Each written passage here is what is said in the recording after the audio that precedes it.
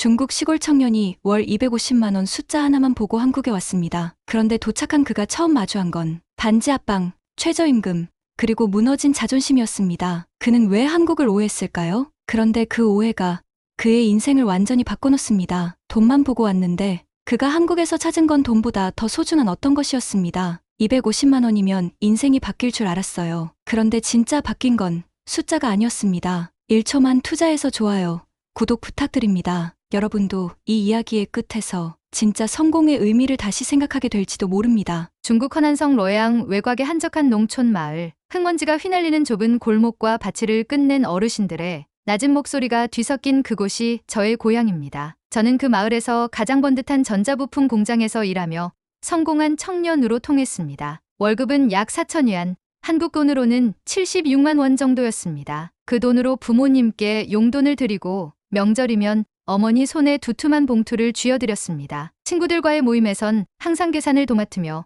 휴대폰으로는 제 월급 명세서를 찍어 웨이보에 올리곤 했습니다. 이제 곧 베이징에 취업하러 간다고 자랑하던 제 말에 친구들은 고개를 끄덕이며 말했습니다. 리청아우는 정말 대단해. 저 자신도 그렇게 믿고 있었습니다. 이 작은 마을에서 제가 벌어들이는 돈은 분명 자랑이자 희망이었습니다. 하루 12시간 이상 서서 일하는 건 힘들었지만 그만큼 버는 돈이 있었고 제 자부심도 거기에서 비롯되었습니다. 돈이 많을수록 성공한 삶이라는 기준이 저의 세계관이었습니다. 그러던 어느 날 야근을 마치고 지친 몸을 이끌고 숙소로 돌아와 침대에 누워 스마트폰을 만지작거리던 중 한 광고가 눈에 들어왔습니다. 한국 취업, 월 250만 원, 기숙사 제공, 안정된 근무 가능. 순간 심장이 2번 크게 뛰는 듯 했습니다. 250만 원? 3배 가까운 월급, 기숙사 제공이면 생활비도 절약되고 근무도 안정적이라니 한국이라는 나라는 사실 그다지 깊게 생각해 본 적 없었습니다. 중국보다 작은 나라,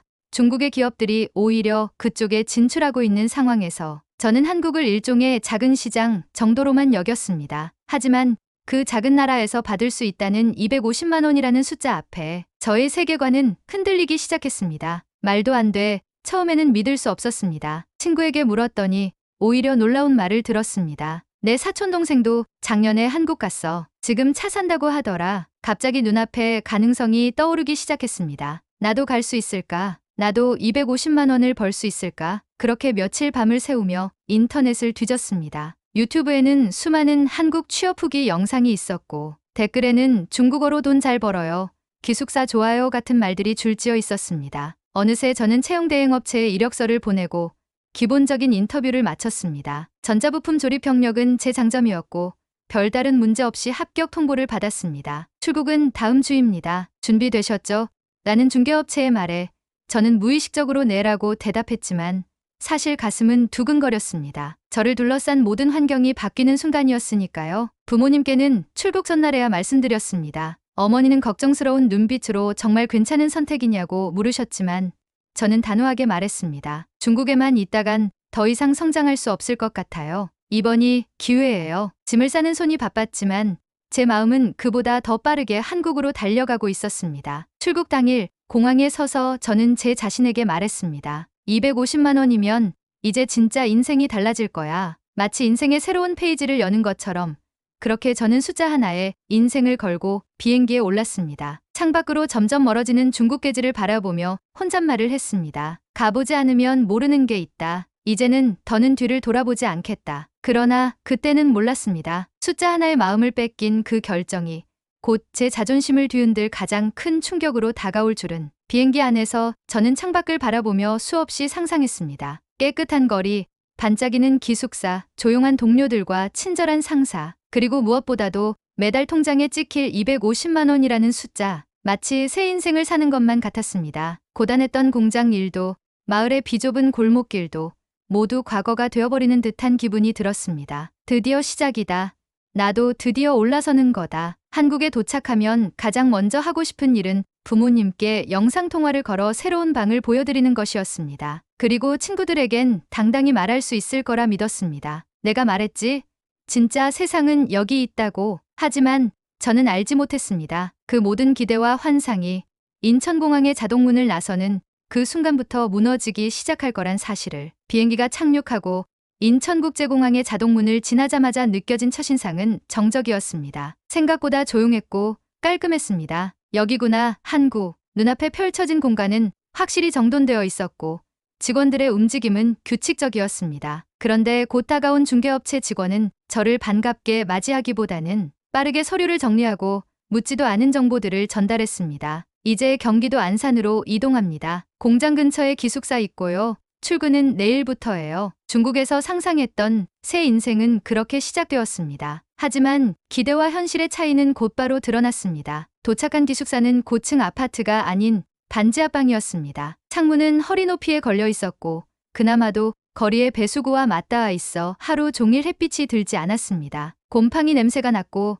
벽지는 오래되어 색이 바래 있었습니다. 그래도 기숙사 제공이란 말에 속았다는 생각은 들지 않았습니다. 처음이니까요. 여기서 시작해서 조금씩 나아지겠지라며 저를 다독였습니다. 문제는 일터에서 시작됐습니다. 전자부품 공장이라는 말에 기대했던 환경은 실제로는 외곽의 조립 하청 공장이었습니다. 에어컨은 없었고 소음이 가득했습니다. 마스크를 써도 금속 냄새가 진동했고 일은 단순했습니다. 매일 10시간 동안 같은 부품을 조립하고 포장하는 작업의 반복이었습니다. 무엇보다도 현장의 대부분은 중국 공포나 베트남 출신 이주 노동자들로 구성되어 있었습니다. 한국어는 거의 들리지 않았고 작업 지시도 중국어로 전달됐습니다. 저는 이곳이 한국이라는 사실을 잠시 잊을 만큼 익숙한 이주 노동 환경 속에 던져졌습니다. 하지만 더 큰 충격은 숫자에서 왔습니다. 저는 당연히 250만 원을 매달 받게 될 줄 알았습니다. 그런데 월급날이 다가오자 중개업체는 세금, 숙소 비용, 식사비 등을 이유로 60만 원 이상을 공제했습니다. 결국 제 통장에 들어온 돈은 약 190만 원. 이게 어떻게 250만 원입니까? 라고 물었지만 돌아오는 대답은 간단했습니다. 계약서 보셨잖아요. 세전 금액이에요. 낯선 단어, 세전. 중국에서의 월급은 늘 실수령 기준이었기에 저는 이 단어를 이해하지 못했고 그 차이를 전혀 예상하지 못했습니다. 며칠 뒤 휴식 시간에 편의점 아르바이트생과 우연히 대화를 나누게 됐습니다. 유창한 중국어를 구사하는 한국 청년이었고 제게 이런 말을 했습니다. 형님, 여기 편의점 알바도 월 200은 벌어요. 저도 이틀 야간 뛰면 220까지 나와요. 순간 귀를 의심했습니다. 저보다 훨씬 편하게 냉 온풍기 있는 매장에서 의자에 앉아서 일하는 사람이 저보다 더 번다고요? 자존심이 무너졌습니다. 제가 자랑스럽게 여겼던 250만 원은 이 나라에선 최저임금 수준이었던 것입니다. 저는 혼란스러웠습니다. 이 모든 건 광고에서 본 선진국 한국의 모습이 아니었습니다. 오히려 저는 마치 한 계단 낮은 삶의 층으로 떨어진 듯한 기분이었습니다. 왜 나는 이런 정보를 몰랐을까? 내가 과대평가했나? 이게 진짜 한국인가? 생각은 꼬리에 꼬리를 물고 이어졌습니다. 일을 마치고 돌아와 습기 찬 반지 하방에 앉아 저는 가만히 침묵에 빠졌습니다. 스마트폰 화면 속 친구들의 웨이보에는 여전히 리청하우는 한국에서 부자 됐대 같은 댓글이 달리고 있었지만 그걸 볼 때마다 마음은 점점 더 조용히 무너져 내렸습니다. 그날 이후 저는 생각이 많아졌습니다. 숫자에 이끌려왔던 자신이 바보처럼 느껴졌고 현실을 마주한 지금은 더 이상 자랑할 것도 기대할 것도 없어졌다는 기분이 들었습니다. 이 돈을 벌려고 이렇게 먼 곳까지 온 건가? 스스로를 책망하며 조용히 한숨을 내쉬던 밤, 저는 처음으로 이렇게 느꼈습니다. 이곳에서의 삶은 내가 알던 방식과 너무 다르다. 혼란의 시기를 지나며 저는 점점 말수가 줄어들었습니다. 공장에서 돌아오면 말없이 반지하방 천장을 바라보며 누워 있었습니다. 한국이 이럴 줄은 몰랐어라는 생각이 하루에도 수십 번 떠올랐고 무엇보다 저 자신에게 실망했습니다. 제가 그렇게 믿었던 숫자가 저를 배신한 것만 같았습니다. 250만 원, 선진국, 성공. 이 세 단어는 이제 더 이상 저에게 희망이 아니라 조롱처럼 느껴졌습니다. 그런데 이상하게도 시간이 지나면서 저는 숫자 너머의 것을 보기 시작했습니다. 처음 그것을 느낀 건 편의점에서였습니다. 공장 옆에 있는 작은 편의점. 저는 자주 컵라면과 삼각김밥을 사러 들렀습니다. 어느 날은 급하게 나왔는지 지갑을 방에 두고 나왔고 계산대 앞에서 당황하고 있었습니다. 점원이 말했습니다. 괜찮아요. 다음에 오실 때 주세요. 저는 깜짝 놀랐습니다. 제 얼굴도 이름도 모르는 사람이 제 말을 믿는다는 것이 낯설었습니다. 중국이라면 절대 있을 수 없는 일이었습니다. 그날 밤 저는 그 편의점에서 받은 신뢰의 감정이 자꾸 떠올랐습니다. 또 다른 날에는 출근길 버스를 타고 가다 앞사람이 지갑을 떨어뜨린 것을 보았습니다. 저는 얼른 주워 건네주었는데 그 사람은 고맙다며 꾸벅 인사를 하고 웃으며 말했습니다. 요즘도 이렇게 도와주는 분이 계시네요. 저는 오히려 당황했습니다. 중국에서는 지갑을 주우면 의심부터 받는 게 보통이었기 때문입니다. 그리고 문득 이런 생각이 들었습니다. 왜 한국 사람들은 이렇게 쉽게 남을 믿는 걸까? 그 의문은 병원에서 더욱 깊어졌습니다. 어느 날 공장에서 기계에 손가락을 살짝 베인 일이 있었는데 매니저는 곧장 병원으로 데려가 주었습니다. 작은 진료소였지만 내부는 매우 깔끔했고 절차도 빨랐습니다. 치료를 마치고 비용을 묻자 직원이 말했습니다. 의료보험 처리돼서 거의 무료예요. 저는 또 한 번 충격을 받았습니다. 중국에서는 작은 외상치료도 몇만 원씩 나가고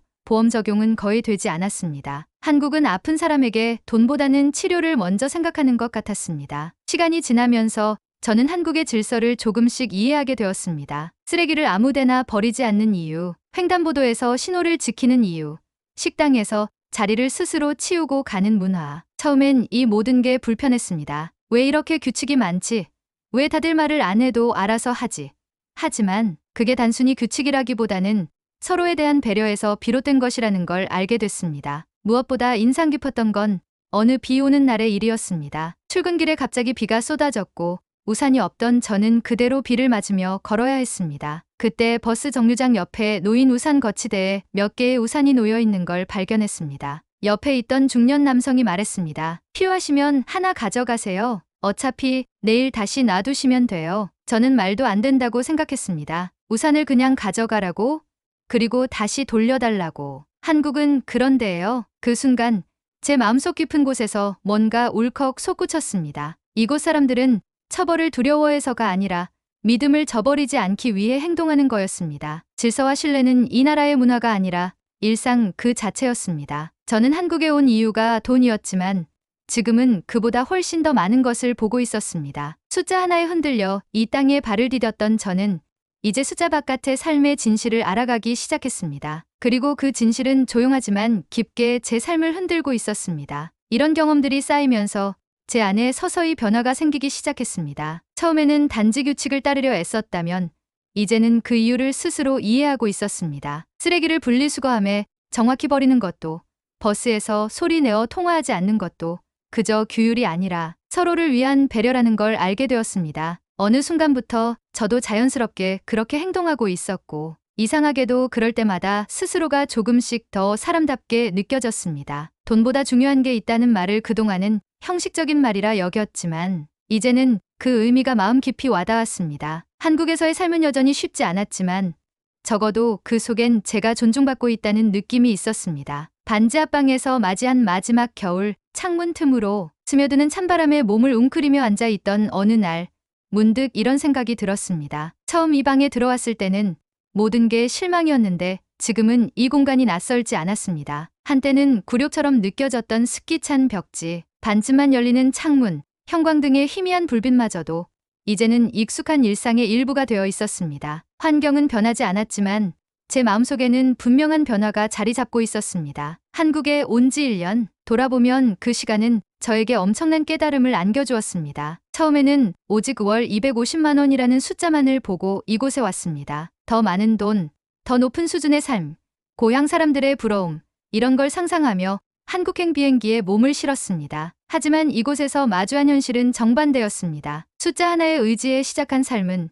제 자존심을 무너뜨리고 세상의 기준이 얼마나 상대적인지를 보여주었습니다. 하지만 진짜 한국은 그 이후부터였습니다. 조용히 그러나 확실하게 제게 말을 걸어왔습니다. 버스에서의 질서, 식당에서 스스로 정리하고 가는 문화, 우산을 공유하는 공공의식, 누군가의 지갑을 주었을 때 고맙습니다라는 인사 대신 정말 감사합니다라고 인사하는 사람들. 처음에는 낯설고 어쩌면 인위적이라 느꼈던 이 모든 것들이 시간이 지나며 저를 바꾸었습니다. 어느 날 퇴근길, 비가 내리던 거리에서 한 한국 중년 남성이 저를 우산 속으로 끌어들였습니다. 그 순간 저는 이곳에서 하나의 사람으로 존재하고 있음을 느꼈습니다. 국적도, 언어도 다르지만 나를 인간으로 존중해주는 사회. 그것이 얼마나 소중한 가치인지 저는 그제야 알게 되었습니다. 돈이 전부가 아니었습니다. 숫자는 기준일 수 있지만 삶의 본질을 설명해주진 않았습니다. 저는 여전히 많은 돈을 벌지 못합니다. 반지하방에 살고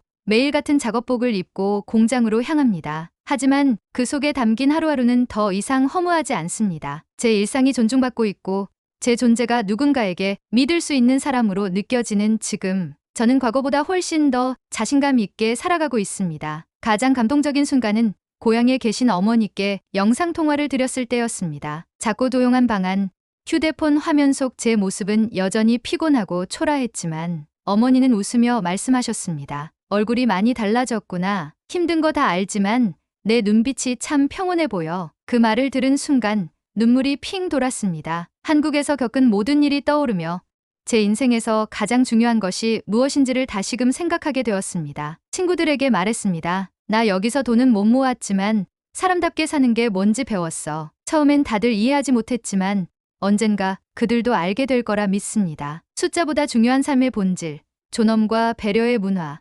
그리고 신뢰 위에 세워진 사회. 저는 그것을 경험했고 그것이 진짜 성공임을 깨달았습니다. 이제는 다시 선택하라고 해도 망설이지 않을 것입니다. 다시 250만 원의 숫자를 본다 해도 그 안에 무엇이 담겨 있는지를 먼저 볼 수 있는 눈을 가졌기 때문입니다. 한국은 저를 바꾸었고 저는 이곳에서 사람으로서의 삶을 배웠습니다. 이 영상을 보시는 여러분께 말씀드리고 싶습니다. 성공은 숫자로 정의되지 않습니다. 성공이란 서로를 이해하고 존중하며 함께 살아갈 수 있는 힘을 가진 사람으로 성장하는 것입니다. 저는 지금 비록 반지하에 살고 있지만 제 인생의 중심은 누구보다 높이 서 있습니다. 그리고 언젠가 돌아간다면 저는 자랑스럽게 말할 것입니다. 나는 한국에서 사람답게 사는 법을 배웠다고. 요즘은 출근길에 버스를 타면서도 사람들의 표정을 자주 바라봅니다. 피곤한 얼굴이지만 서로에게 민폐 끼치지 않으려 조심하는 모습. 좁은 자리에서 조금씩 양보하는 행동들 속에서 저는 매일 인간다운 삶의 가치를 다시 배웁니다. 어느새 저도 그런 작은 배려가 자연스러워졌고 언젠가 고향으로 돌아가면 이곳에서 배운 것들을 나누고 싶다는 생각을 자주 하게 됩니다. 한국은 제게 새로운 기준이자 삶의 나침반이 되었습니다. 여러분은 리청하우 씨의 선택을 어떻게 생각하시나요? 단지 숫자에 이끌려왔지만 그 너머의 가치를 발견한 그의 여정은 과연 성공일까요? 아니면 시행착오였을까요? 이 이야기에서 당신이 느낀 점을 댓글로 꼭 남겨주세요. 그리고 이런 사람 사는 이야기가 좋았다면 좋아요와 구독 잊지 말고 눌러주세요. 당신의 공감이 더 많은 사람에게 이 이야기를 전하는 힘이 됩니다. 감사합니다. 여러분의 K 감동탐험입니다.